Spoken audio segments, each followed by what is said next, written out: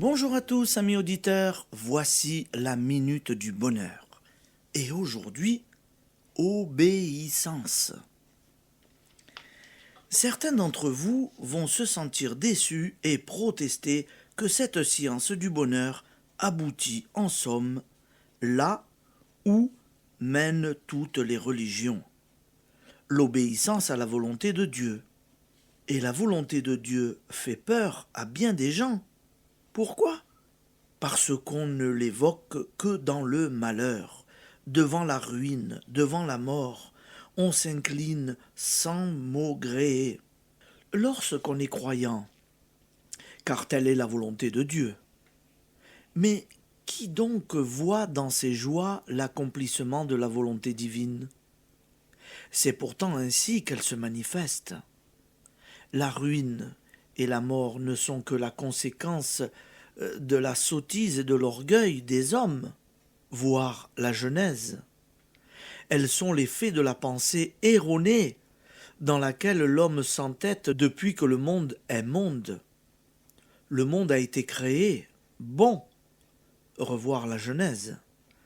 La volonté de Dieu est de nous rendre heureux, mais encore faut-il que nous sachions lui obéir, ne pas agir comme l'enfant qui fait l'école buissonnière au lieu d'aller s'instruire, car sa faible intelligence ne lui permet pas de comprendre que son bonheur dépend de bonnes études, et non pas de l'agrément qu'il trouve à jouer aux billes. C'est ainsi que lorsque nous remettons à l'esprit en nous, nous nous trouvons aller vers la joie par des chemins que nous n'aurions peut-être pas choisis. Mais seul le but compte. Cet abandon ne se fait pas sans lutte et sans difficulté, mais il est primordial. Et l'obéissance implique l'humilité. Il en faut beaucoup pour admettre que nous ne savons pas nous-mêmes ce qui nous convient. Toutes les vertus ? Pourquoi pas ? Oublier le sens fade qu'on a donné au mot vertu.